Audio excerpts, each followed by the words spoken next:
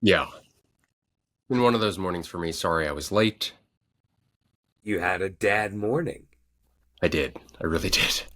We I had to wake the kids up Uh-huh. because it was bike to school day. So this is an event that our school does because we live in a city that is eco-conscious and I wouldn't say anti-car. Anyway, we have to get to the park by 7:20. Normally, we're rolling into school around 8:10, 8:15, but this means Oh, at yeah. 6:30, 6:40, I had to like wake my children up, which they were not happy about. Had to shove Yeah. some food in their mouths. Mm-hmm. And things are lean because we haven't been grocery shopping in a minute, so it was like the end of the toast, the bottom pieces for both of them. The heel. The heel. Yeah. The term is the heel. That's right. And we rode all the way to our park. I don't Yeah. know, mile away. Did not That's pause. impressive. Yeah, oh yeah, yeah, yeah. They're smooth riders. Biggest issue is wait for me, stop at lights, stop at stop signs, stop at the end of a block. Got there, Mm-hmm. raced all the way back, and then it was get the laundry in, move the car for alternate side parking, and just this it's like it never stops, Ollie. It never stops. And here we are. You had a lot today, man. I mean, as someone who doesn't know how to ride a bike, there's a lot for me that I can't relate to, but I can definitely relate to this one basic thing, which is the program is school at 8. And when you just say, we're going to up it an hour, by the way, I have a 13-year-old who is asleep right now. He has been on a massive 5 day break, 5 day weekend. You know, he's up late. He's doing things. He's eating at night. He ate a lot last night. Sorry, Yesterday. is Yeah. spring break still going on in your house? No.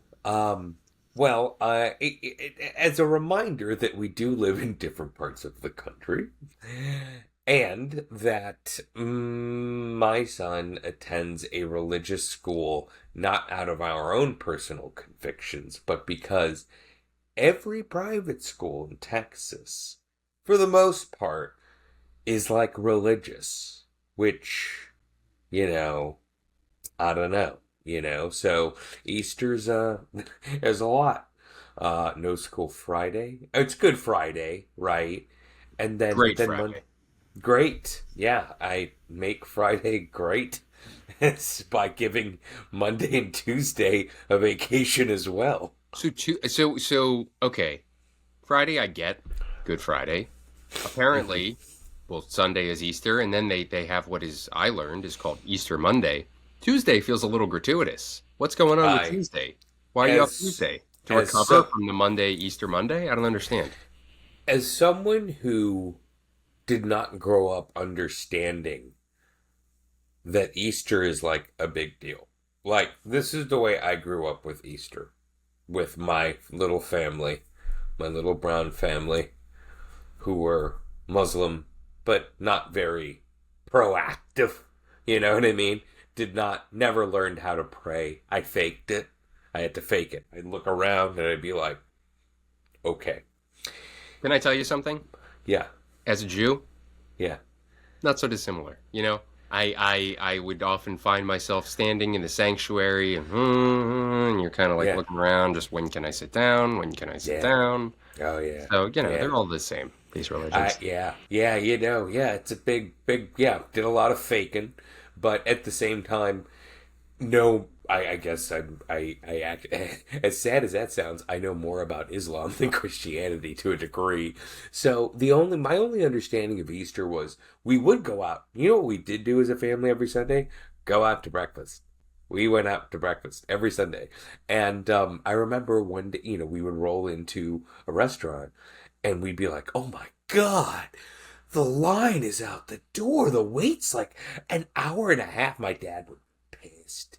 And then he'd be like, oh, it's Easter Sunday. So that was my only understanding, is that it's not a good day for brunch unless you have reservations. Yeah.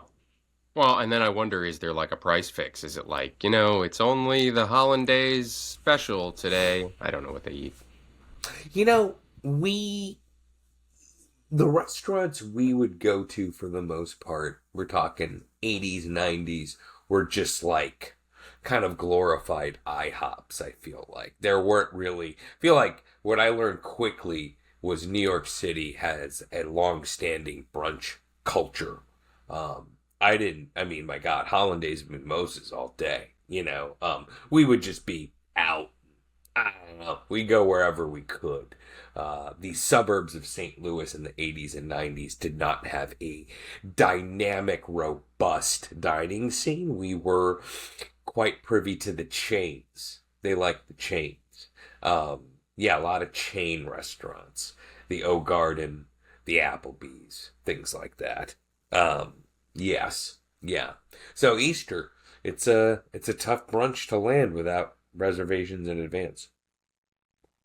Yeah. And what did you guys do this weekend let's come back to the present. Let's leave childhood Ollie, uh, Yeah. you know, where he belongs. You know what?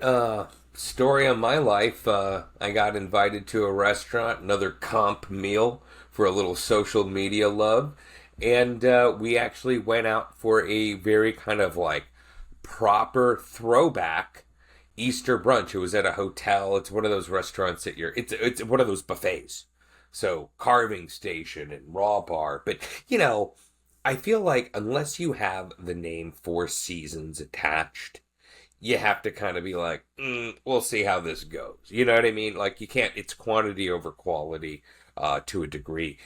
Actually, this wasn't that bad. I also wasn't very cheap either, but I technically didn't pay for it. But it was kind of fun.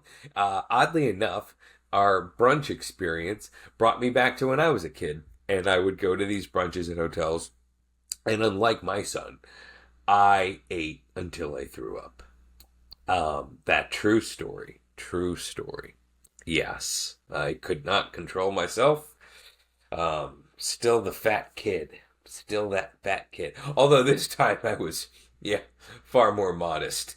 Yeah, it doesn't take much to enjoy everything. But yeah, it was nice. Had a picture. You find out that your audience is pretty Christian because you post, and people are like, "Oh, happy Easter," and I was like, "I went out to brunch. I wasn't bringing up God into any of this stuff. Don't know, but hey, all good. I think sometimes you just have to like be happy. Just be happy and say, "Hey, your holiday, good for you. I'm It's happy interesting for you." you bring that up. I too was out and about in the town, in town. If this is how we refer to Manhattan, I brought the kids to the Jacob Javits Center for the International Auto Show. We go often. I know I'm Whoa. not a car guy, but my best friend is a car guy, and they come in from Okay. Jersey to see the cars. And I will say, much like sports, don't care. Cars don't care. Pretty cool to see some vintage cars. Like if you're seeing a good game, there's a Yeah. story there. Sure. To see these cars, and there's some interactive elements. Anyway, we're there on Easter Sunday at the Javits Center for the car show, and Hmm. was getting a lot of Happy Easter. Looking at the kids, all orange shoes, special Happy Easter, and Oh wow. did Yeah. not, it was almost like that Brian Regan joke. The cab driver says, "Have a safe flight." He says, "You too."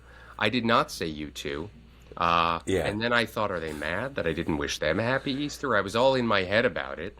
But I find that, Easter, they're making too much of Easter these days. All right. Christmas, I got it. You want to wish me a Merry Christmas? That's fine. It's Mm. enough. It's enough with the happy Mm. Easter. I It is weird. Maybe it's the movies. I didn't know. I mean, my wife had to explain this to me later. She goes, "This is a serious holiday." I was like, "You mean the bunny? The egg hunt?" Like, I literally did not understand.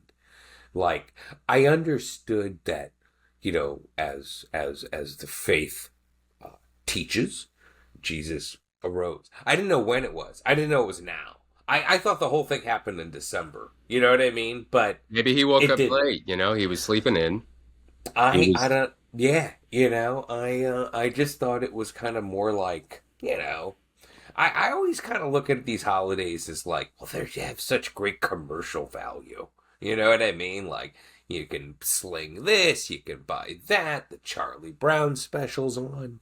Yeah, Is there a yeah. Charlie Brown Easter? I don't even know. Is there an There's Easter? not, there's not, but that's what really gets me. I get. In fact, I'll just say it. I think around a little December, I feel a little converted myself. I think the Charlie Brown just kind of like, oh, I guess it's fine. It's crazy. At some You point, you're think kind of Charlie like, Brown is kind of like the gateway to Christianity? Like it was like the Trojan horse into religiosity? for me, real soft. It's the soft touch. I think it's that soft touch diplomacy that really stays with you. Versus the old Spaniard. Yeah. There's only two Yeah. ways. Ask Two me ways. nicely to convert. Don't, have a bow and arrow and swords and horses. It's just Yeah, be kind. Say, yeah, hey, we'd really like you to join Christianity, and you'll think about it. You'll give it serious consideration. yeah. Throw in some of that jazz music. And just maybe like it's a little bit of a somber tale that kind of turns out okay versus the whole my way or the highway kind Yeah. of Yeah. My people let went through it too. We had the Spanish Inquisition, yeah, which apparently was not so fun for the yeah. Jews, I'm told. It's crazy. The old Spanish Inquisition. Ugh. Hard to believe they had Moors there. I mean, boy, did they turn that around. They just were like, we're not doing this. Close it down. Shut it down. But, I have a follow-up question about Easter brunch, and then we'll get into the show. You mentioned a few things. You said it was a comped meal. You also said it was, quote, not bad, which intimates that it wasn't necessarily the best meal you ever had. And what is the etiquette with comps? I mean, you're clearly giving a pretty candid review here. mhm.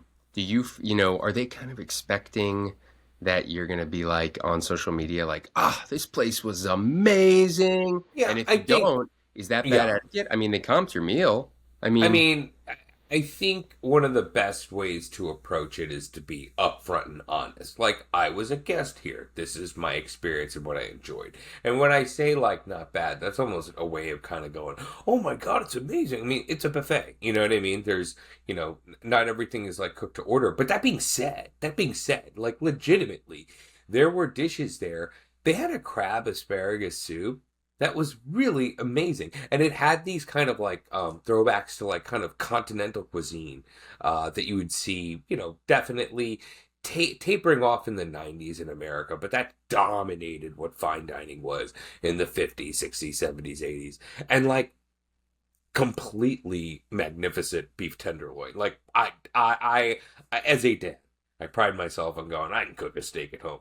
That beef tenderloin was cooked masterfully. I mean, look, there was a raw bar, there was shellfish on there. Was it the best oysters I've ever had? No. Was the Cajun remoulade, Cajun aioli delicious? Absolutely. I mean, I think like you just have to like not overpromise anything and be honest about it. And there's always, look, I think when it comes to food and food reviews and stuff like that, even the people that can rip a place apart, that's not exactly fair either. Like I always found like a guy like Pete Wells to essentially kind of create his own kind of type of entertainment, if you will. You know, um he suffered the consequences. I mean, he's a he this is the thing. It's interesting when you have someone who really knows their stuff and is quite skilled at writing, right? But in the end of the day, like, what do people really need? And also, I'll say this, like, in the era of, Yelp and TikTok and stuff like that, who is a professional critic? Like everyone, no one. I believe in the complete destruction of gatekeeping. It's silly. It just doesn't hold meaning. No I think, borders. Just yeah, Everybody Yeah, can go everywhere, say whatever they want, yeah, eat wherever, and yeah. everybody gets comped. I'm in. Yeah, I feel like the part times when people are like, "Oh, Yelp is really gross," is when the people on Yelp act like they are that kind of supposed authority. It's like just talk about what it was like, and that's how I feel about it. But yeah, no, look, look, this kind of restaurant, I'll tell you, like has potential landmines, and I did not have high expectations, and it certainly was much nicer. And then also added bonus, and maybe it's because of Easter, but people were dressed up, and it was a really nice mix of people. And I say that because Austin post COVID has become a hub for the tech white collar industry, and that is a very homogenous look. And when we were there, we're like, wow, this my wife goes, this is like being at the airport, which is the ultimate definition of people watching in a good mix. So yeah, I mean, I didn't have high expectations, at all. And I was pretty surprised with it too. And yeah, I don't know. It was nice. It felt I'm getting classy. it's really hard to get a gauge on this review. It's up, it's down, but it sounds like overall everyone should go to. I'll say this: the Carillon is a wonderful place to dress up, and if you like the hotel brunches of old, you kind of get transported back in time, and it has its own kind of specialness that isn't carbon copy popular, certainly in Austin right now. Oh, you know what's funny? I was gonna say it's not like Poeta, which is an incredible brunch with really excellent execution, farm to table ingredients. The dishes are cooked to order, but they closed. So there you go. You know what I mean? Caroline, I enjoyed it. I enjoyed it. Beef tenderloin. Beef tenderloin, get some scrambled eggs. I'm happy. The Bloody Mary came in a glass this big. I was instructed to only have one. I just I'm had one. assuming by your wife and not the staff. They were like, "Would you like another?" And she's like, no, I think you're fine." I'm like, "Yeah, you're probably right." The heartburn settles, the Yeah. heartburn kicks in. Well, I Then mean, I it meet was the Bloody Easter. Mary. It was Easter. We're celebrating I know. But yes, the yes. resurrection, I think. Let's get into the show. So I was debating whether or not to talk I'm on my dad, looking for my dad news, and I thought, oh, Mm. I found a dad news story, uh, and it's in your neck of the woods ish, Dallas, home state. I mean, at least. Um, I mean, I'm here. I'm here. I guess home is where you hang your hat. so here's where it gets dark, and I don't mean to make light of this at all, but it's dad news. We talk about all the things. Here we Um, go. there was this altercation that unfortunately resulted in this kid's death. Are you following the Austin Metcalf story? No, no, I I guess really there were don't these get out two much. kids that got in a scuffle. I'll give you the deets. The headline is Austin Metcalf's dad reveals he was disrespected after being thrown out of Carmelo Anthony press conference, hoped to pray with accused killer's family. Before we go any further, because you're not reading this headline, Ollie, this is Carmelo Anthony with a K. This is a 17-year-old Carmelo Anthony, not the former Nick Yeah. and Syracuse basketball player. Okay. Probably Got it. played for some other teams too. I don't know. Okay. All right, so here's the story. The father of slain teen Austin Metcalf said he hoped he could pray with the family of his son's alleged killer, but wound up feeling disrespected when he showed up earlier this week at a press conference organized by the accused slayer's kin and got thrown out. Carmelo Anthony's family held the press event last Thursday in Dallas, a few days after the 17-year-old was allowed to leave jail on house arrest. But the proceedings came to a halt when Austin's father, Jeff Metcalf, showed up out of the blue, only to be escorted out by a pack of Dallas cops. He thought it could have been handled differently. Quote, "They should have pulled me up to the front and said, 'We are so sorry. Our condolences.' The only thing I would have said was, 'Okay, can we pray together and show the world we're united?'" he told the Post on Saturday. Metcalf meant no ill will by showing up at the event. He simply wanted to represent Austin in response to people disparaging him online, painting the late teen as a violent bully. Metcalf said he hoped for an apology from the Anthonys for the actions of their son, who allegedly stabbed Austin, also 17, in the heat during a fight over a seat. In the heart during a fight over a seat at a high school track meet in Frisco, Texas earlier this month. What he did not expect was to be escorted out of the building by Dallas police. At the conference, Carmelo's mother, Kayla Hayes, spoke through tears about what she called lies and false accusations that have been said about us, especially over the past week, claiming they put my family in danger. Anthony's parents previously said their son acted in self-defense when Metcalf physically attacked him, suggesting they planned to fight their son's first-degree murder charge. But their latest statements at a private event space were delayed by a full half hour as organizers tried to figure out what to do about the looming Jeff Metcalf. Quote, I get a text. My phone's blowing up. It's the effing DA. He said, Jeff, leave, leave, leave, Metcalf recalled. My ex-wife texts me. Leave, leave, leave. They'll call the cops if I don't get the F out of there. Activist Dominique Alexander of Next Generation Action Network called Metcalf's visit a disrespect to the dignity of his son. Metcalf did not care for Alexander's comments. Quote, after I leave, that Dominique just gaslights the S out of me. Says, why am I not cursing? The shit out of me. Says, I'm so disrespectful. I'm disrespecting the dignity of my son by showing up. And I'm just like, whatever, dude. My character's been assassinated, or they've tried to assassinate my character. Quote, this is my point.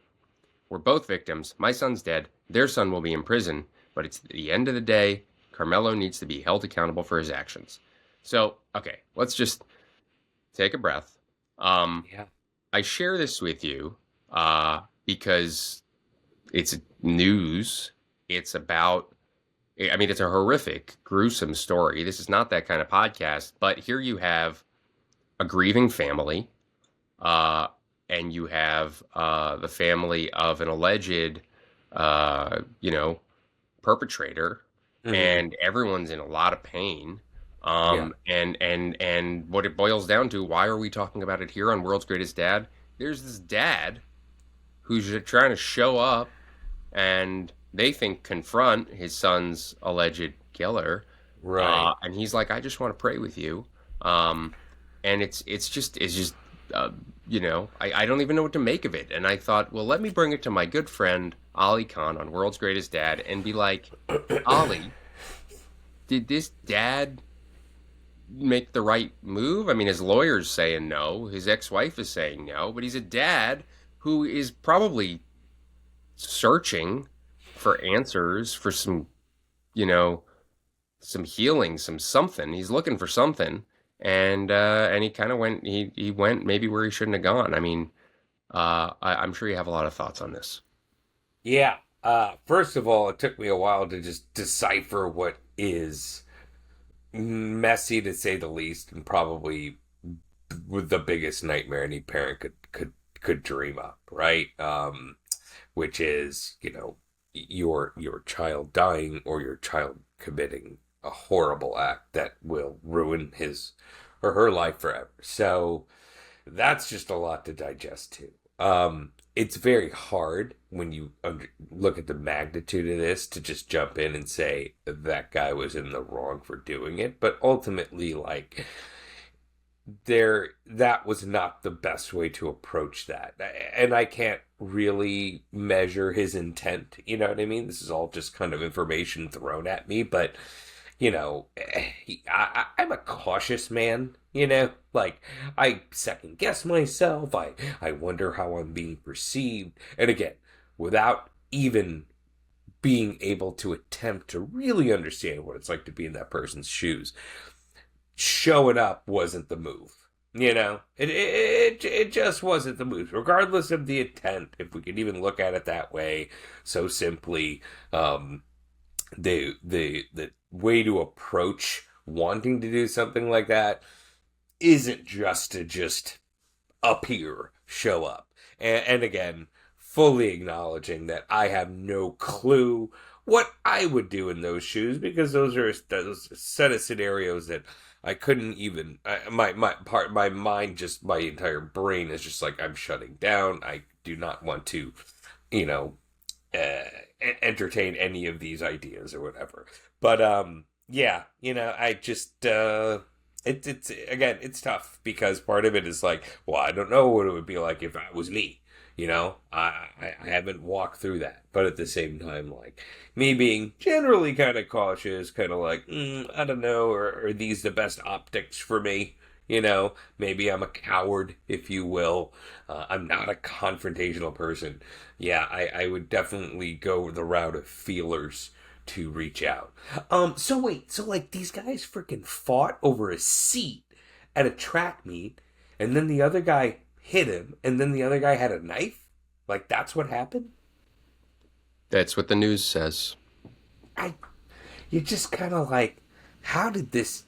That's so silly, pointless. Now, emotions are everything, and I will say this: it could happen. The funny thing is, it could happen in a number of scenarios where I don't know who these people are from Adam, but one hears about youth murder.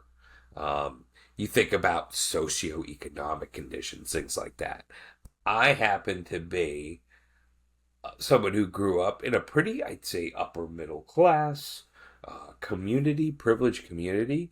And there was a guy who was a couple years older than me, who at my school, was 2 years older than me, convicted for murder, life imprisonment. And he was a smart guy, a really good student, love affair, freaking a love triangle, killed this other kid.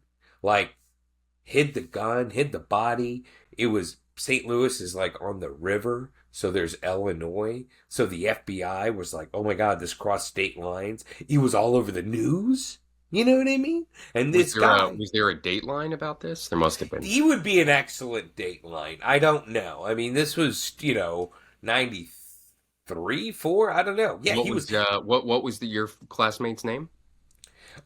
His name was Chris Santillan. Chris Santillan, and really smart guy. He was. We were in a Spanish class together. It was his second language. I think the guy was like had already been accepted to like Stanford, like super. Like on paper, you're like, no, no way, never. And yeah, totally killed this other kid. Boom, there it was. And then what's crazy is cut to like maybe a year later, and there was like a school field trip to like check out the courthouse.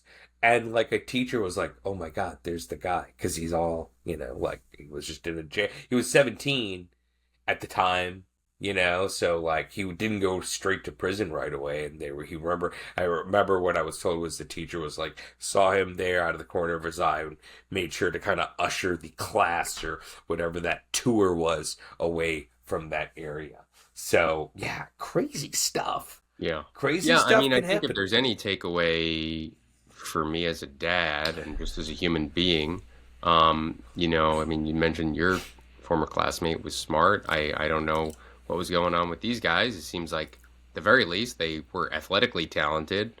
Yeah. They had a lot going on for themselves. It's like this idea that, intelligence is so much more than just academic excellence Hmm. or excellence on the field, and I think we're all learning more and more that like there is a skill to emotional regulation, something I am working on, like probably will be my life's journey of being able to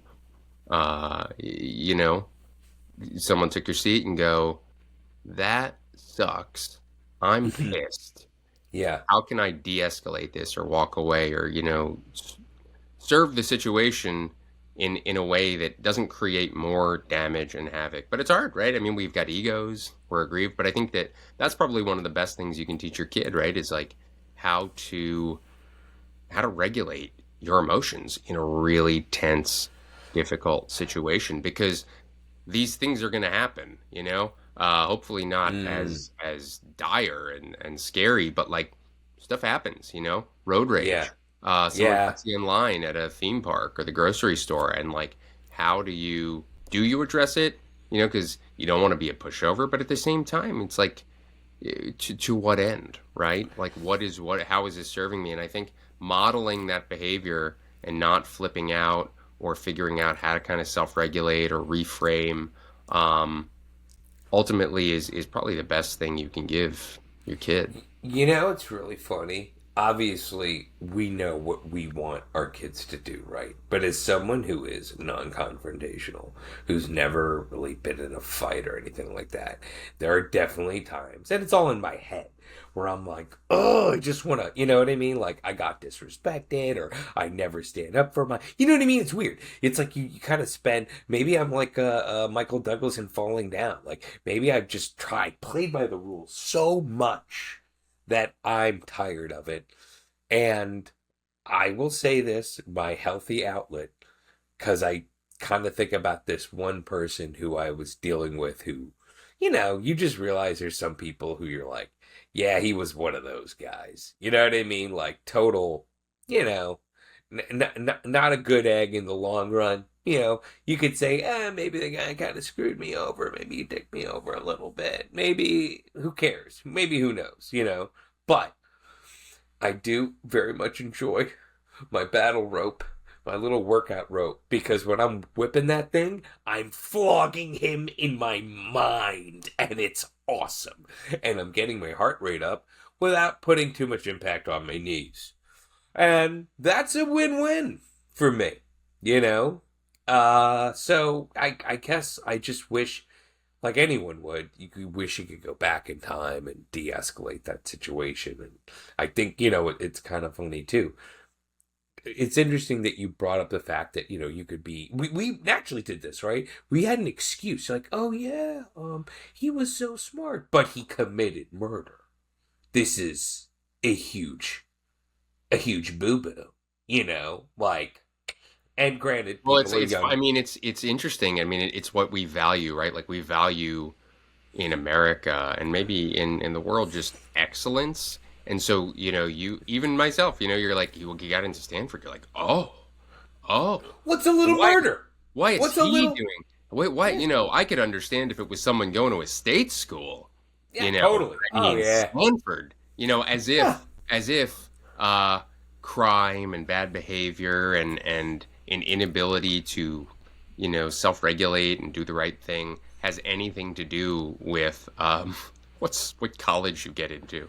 Um, I think part of it is you want to justify and just hope that the actual chaos that is our existence will somehow not affect you. Because you're like, oh, well, there's a reason. You know, when you find out somebody dies, and it's like someone, maybe it's our age, or someone, you know, anybody, you know, like Gene Hackman.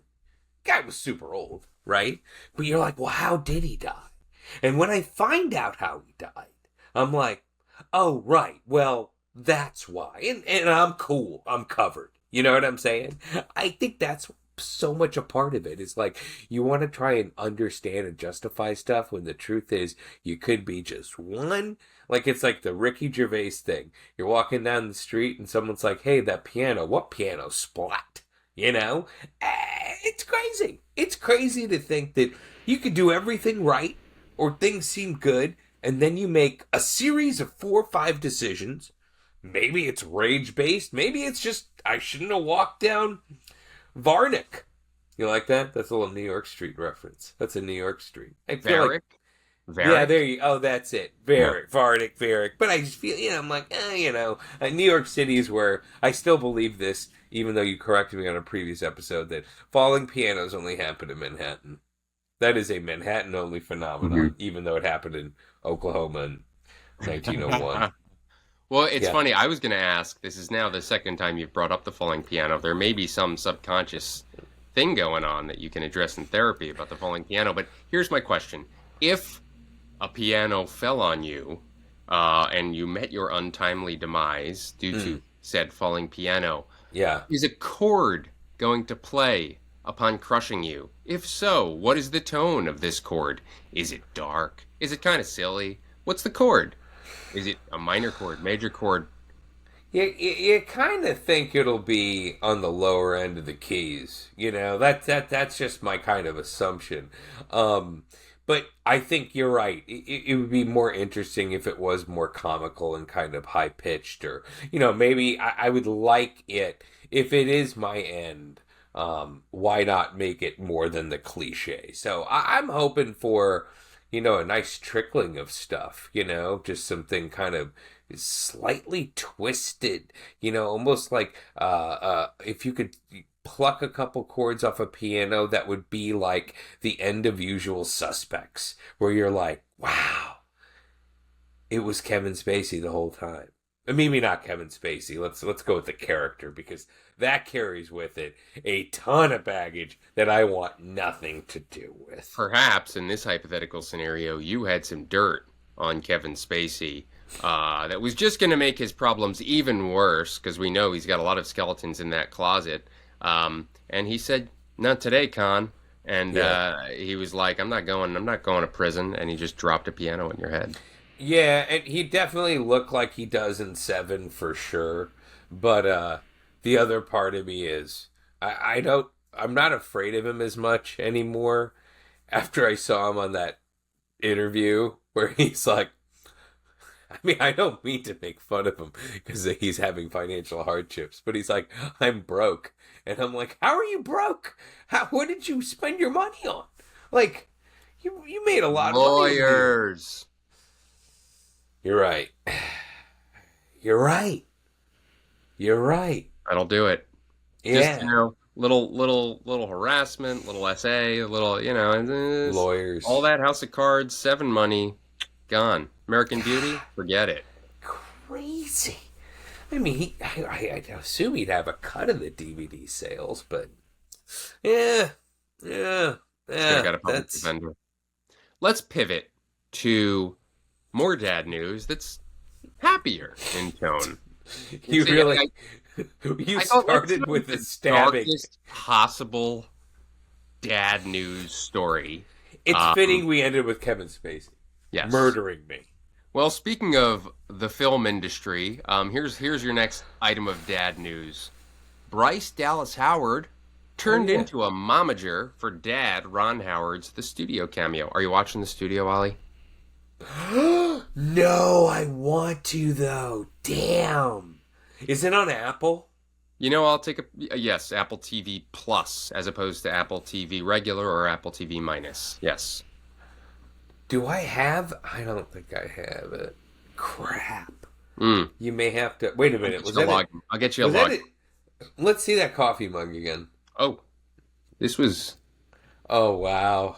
That's fantastic. Yeah. That's fantastic. Story on this is my daughter wanted to get my wife and I Hanukkah presents, and so she secretly whispered to each of us, like, I forget what we bought for my wife. I of course, her getting us Hanukkah presents just meant that we were buying something for the other, and she thought Daddy would really like a Ninja Turtle mug.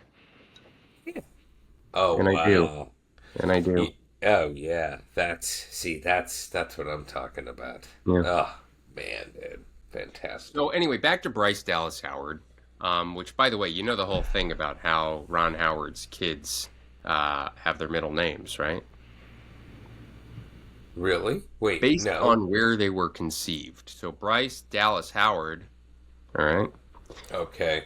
Bryce Dallas Howard was a momager. Anyway, so The Studio. Ron Howard is in it for a little bit, He famously was Opie and Richie Cunningham and probably some other stuff. And then a director.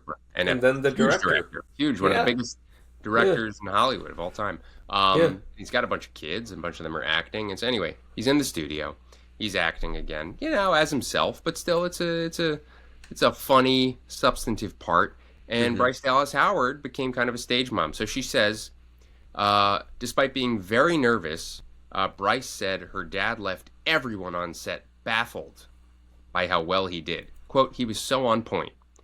Bryce Dallas Howard had her doubts about how her dad Ron Howard would fare filming his cameo for The Studio, but he really proved her wrong. "I was so nervous for him because he hasn't acted. He's done some stuff, like in Arrested Development. He's done some cameos here and there, but this was like a real part with dialogue, and they're shooting it all with oneers, so you cannot mess up. and I was very nervous for him, so I went with him. I was like a momager. I went with him to set. I liked what he was wearing. I approved of it. She'd acted with Seth Rogen, so she thought she could pave the way, Ron quipped in the interview amid his daughter's confession. Bryce said she also made sure her dad was hydrated, as she revealed how shocked she was when it came time for the legendary director to get on camera. He, quote, this is Bryce now, Bryce Dallas Howard said, he went and did the rehearsal, and honestly, I was like, oh my God, he was so good, she recalled. Quote, he was so on point, and everyone was just sort of baffled, frankly. Bryce and Ron Howard attended forget that. Bryce then quipped, I guess you've learned a bit from Tom Hanks over the years, and you were great before Tom Hanks, but he, definitely rubbed off on you.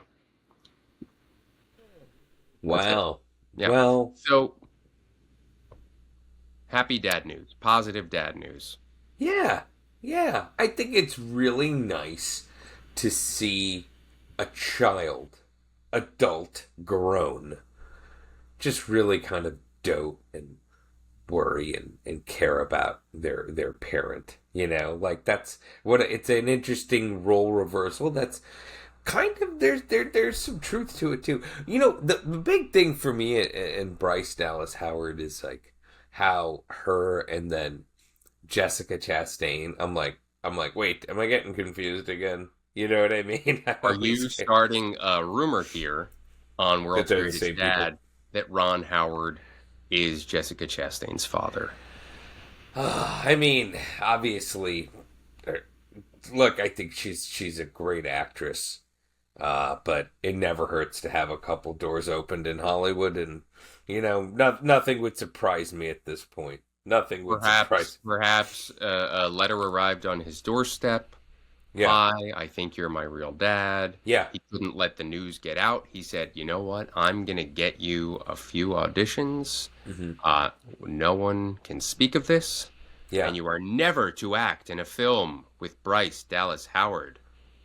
Can't do it. I mean, look, my mind was blown when I found out that Bill Burr and whatchamacallit, the guy from Smashing Pumpkins. I mean, did you I know I about? couldn't tell if that was real. If Billy Corgan and Bill Burr, if they're actually brothers, or if that was like a put on. I They I, have the I don't same. understand.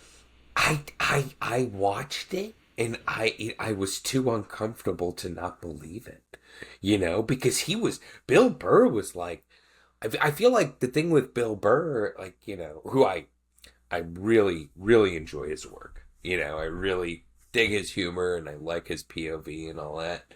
And I feel like the heart of it is how he, is not bullshitting you. You know what I mean? He's just letting it rip. And I felt like he was legitimately upset with that. Was that Tom Segura? That was it his podcast? Didn't wasn't he No, sandbagged? no, it was. I thought they were on a podcast and it was oh, was it Stern? Was it Stern? I don't think Howard Stern would do that, would he? Crap, I know. Oh no, Howie Mandel. That tracks. Howie Mandel did it, which is weird. I always thought of Howie Mandel as not as savage. I don't know. I remember the cartoon that Howie Mandel did in the '90s. Howie. Yeah, I thought he was like friendly and nice. It's like when you find out the real Bob Saget, and you're like, whoa, oh God, it's no Full House was basically a lie. It's like I had a tough time. Had a tough time coming to those realizations there. But yeah, I don't know. I don't know. Bryce Dallas Howard, Jessica Chastain. I have a tough time thinking about Jessica Chastain outside of Zero Dark 30. Like I'm Didn't like see it. I think she is the person who found Bin Laden. I don't think she is. Yeah, that one. Yeah, that's a good one. Zero Dark 30 was a good movie. Good one to flip on the doom scroll. Catch a couple clips and you're like, it's intense. Boom, eat up a couple bits. Yeah, I'm a big fan of that one. Big fan of that one. Ollie, your listeners have been very patient, but they have questions. Oh man, you're right. Sorry, we've been talking about Zero Dark 30 again. Let's get back to being a dad. Eli from Seattle writes, Ollie, my son just got diagnosed with a severe peanut allergy, and I'm suddenly that dad at every birthday party, scanning snack tables like a Secret Service agent. I'm trying not to be paranoid, but every granola bar feels like a death trap, and other parents are already rolling their eyes at me. How can I advocate for my kid's safety without becoming the neighborhood allergy tyrant? Well, I'm literally in that boat, and I can tell you this. First way to let people understand the issue is when you go to a birthday party and you're like, oh yeah, he has a nut allergy, hand him the needle. Here's the EpiPen. And give him a sheet that says all these things can happen. You need to stab him with the juice and then call 911. That usually shakes people up. They're like, okay, it's for real now. So that'll shake off any of that. The other thing too is, and this is super important, is that you have to empower your kid. Now, I don't know how old they are, but a lot of it is the most basic stuff, which is always ask, always mention, I have a nut allergy. I have this. And the beauty is most foods, packaged foods, will have all the allergens written out in boldface. So you can jump right to it right there. And, cautions everything and always ask, always bring it up. It's hard, as someone who's like kind of like, big. I love to eat all kinds of food and stuff like that. You just have to realize part of it is the education that your child will have to have to understand what foods go into certain dishes and things like that, and what kind of cuisines and things can be triggers and things like that. And but caution is key. Caution is key, and and everyone's involved. Everyone's involved. Like, we have a little bag that has the action plan, that has the medicine. We also have Benadryl and stuff like that too. So, it's what it is. Good luck with it. You're not alone. I go to places all the time. As soon as we bring it up, people are like, whoa, time to wipe down the ice cream bar and all that stuff too. And thankfully, his allergies at a place where, it's not like he can't have smell peanuts. We used to take him to baseball games. You'd forget peanut shells everywhere. So thankfully, it's not that bad. But he's never ingested one before. I will tell you, if you want to know it, how we found out. He touched peanut butter, touched his face, his eyes shut, swollen, in less than 10 seconds. Like, it looked like someone had just punched him in the face, and he was At what age did you, how old was he? 15 months. Yeah, it was devastating. And then when he was 2, we started to get the blood work done, and he tested positive for an allergy for peanut, various different nuts here and there. But yeah, so it is what it is. You gotta own it and deal with it. What's funny is we're on a group chat with a bunch of my wife's college friends, and we were casually mentioned, oh, I made my son's peanut butter and jelly, and a couple of the parents who live out of state, they were like, are you kidding me? You send peanut butter to school? I'm like, it's New York City public school, baby. Like, no Yeah, rules. Like, nuts are free. The nuts are free and flowing at the New York City public schools, and it's kind of like a exist at your own risk for the nut allergy kids. yeah, So I think they have to do that very thing that your son does, and that you're recommending, is just be your own advocate, be aware, notify the staff. I think it's hard when your kid's 4. They can't yeah. necessarily uh, advocate for themselves the way a 10-year-old might, But Right. yeah, Right. it's No, it's it's it's crazy. and that's it too. And it does literally get easier because they get older and they bring it up and they ask and stuff like that. And but yeah, and also I think too, like when they are 4, that's what it is. Like all that special, that's when you do have to like talk to staff and things like that. And I think like look, wherever we go, like at school and stuff like that, regardless of whether they allow nuts or not. Like, there's a school nurse there, and there's someone who's like, look, this is what we have here. They have it at his school. They have his EpiPen and all that stuff there too. So yeah, it's and believe me, there are times where I'm like, man, can we just like, they do a thing now where you can like get controlled exposure essentially, right? And it's not easy. You're sitting there in a hospital and, you're basically trying to condition your body to somehow, accept this stuff because, it's about your body's reaction to it, not that, yeah, it's the reaction to it and how it acts, how it thinks that this thing is a bad thing, and they have to, do the whole whatever histamines. Like, my God, my own scientific knowledge is pretty limited here, but like, yeah, he won't breathe. So yeah, and there part of me is like, oh, I just want to kind of like, not have it's like, it's something on your back that you have forever. Is Heath? Does Heath have any interest in overcoming his peanut allergy? No, no, I don't think so. Can't eat a Reese's. I mean, that's tough. Yeah, well, so what's really funny is there are a lot of products out there that, like sunflower seed. So that makes sun butter. So he literally goes to Trader Joe's and he gets these. They look like Reese's peanut butter cups, but they're with sun butter. Um, it always freaks me out because I'm like, what if he accidentally grabs the wrong thing one day, and it's How really how are weird. they, by the way? Are they not bad? No, it's fine. It's funny. I am someone who did not grow up eating PB&Js. That was just not part of my routine or whatever. As far as peanut goes, I love satay sauce. Like I like Thai food and things like that. But I'm not the biggest like, ooh, I love peanut butter. That being said, chocolate and peanut butter are delicious together. They absolutely are delicious. But if I had to pick between sweet or savory, savory wins every time. So there you go. But yeah, it's definitely not bad. It's definitely not bad. The sun butter and chocolate, certainly. It's a good.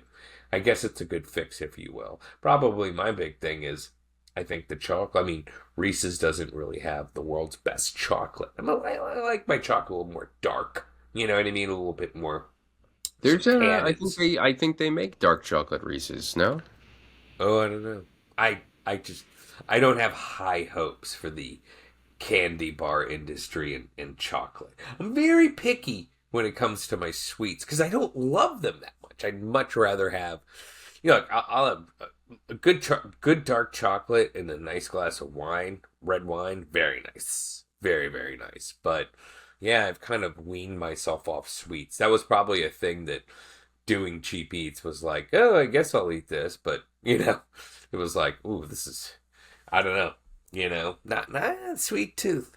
Eh, leave it. Take it or leave it. Ollie, Caleb, Caleb from Philadelphia writes, Yes, yes, "Hey Ollie, yes, Philly. my 9-year-old daughter came home sobbing because her best friend since preschool uninvited her to a sleepover. We know the parents well, and I really want to talk to them about it, but my wife is telling me to stay out of it and let the kids work it out. That this is now girl world, and we just need to be there to support her and not influence the outcome. These kids cycle through best friends faster than I cycle through socks.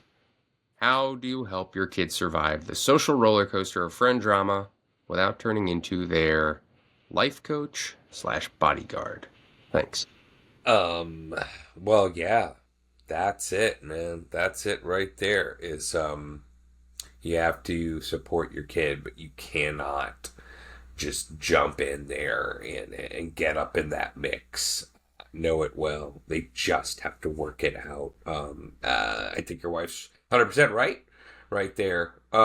It sucks. I mean, it's so funny. You trade one set of problems in for a whole new set.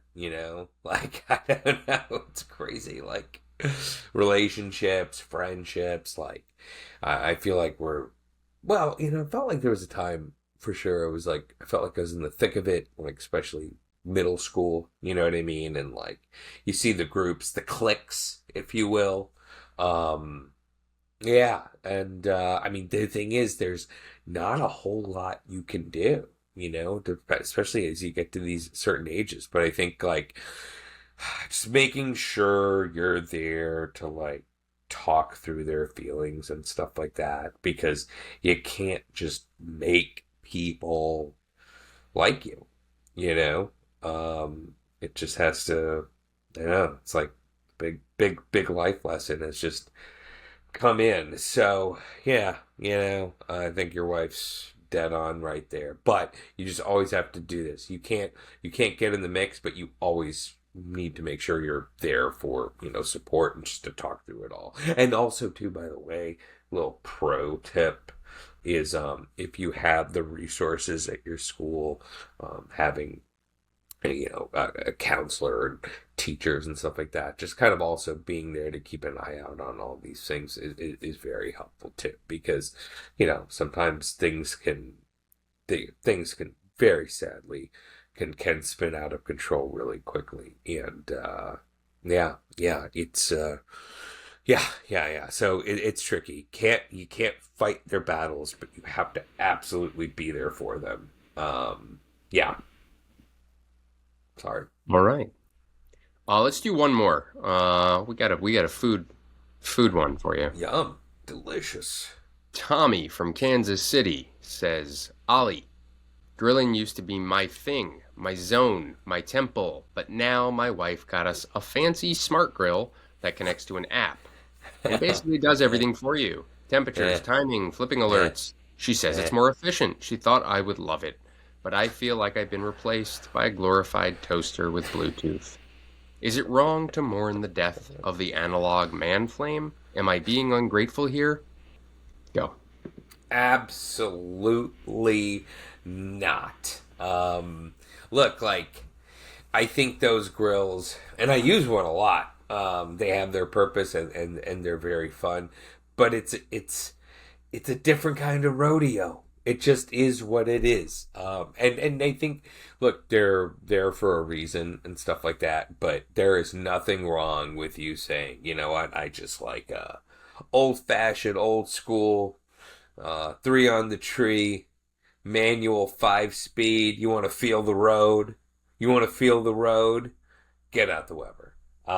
Nothing wrong with that whatsoever. And I think, look, anybody who really loves grilling will tell you, like, they like having more than one type of grill, for sure, for sure. I have a grill that's like, frankly, incredibly impractical, and I can't use it often, but when the weather's right and I have the time and I'm in the mood, it's fantastic. It's a really fun thing to do. It's You're bonding with your inner caveman.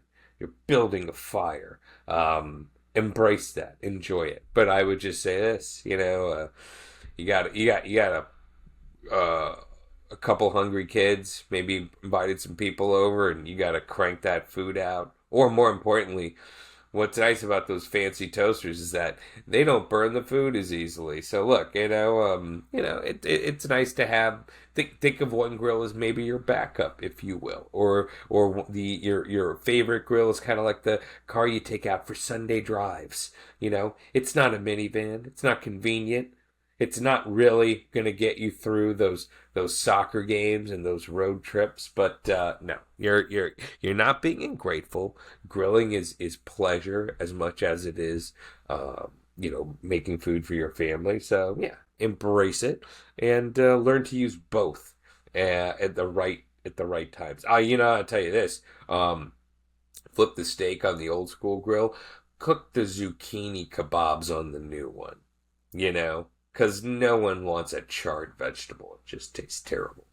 There you go. Use both. All Good right. answer. Well, let's Good leave it answer. there. Any parting words for the dads? Yeah, I feel like this was a heavy one. This things got deep, things got real. Makes you kind of go, let's think about the big picture. Let's make sure we're always talking through our feelings. That's actually no joke. That's no joke. And yeah, I don't know. It makes you realize what really matters in this world, which is keeping your kids safe and making sure they stay safe. That's some deep stuff, man. Jeez, I don't know. It's a lot. It's a lot. You Shake know, it off. We'll see you next week. thinking about new things. And guys, next week we're gonna dad it up again, and we're getting better.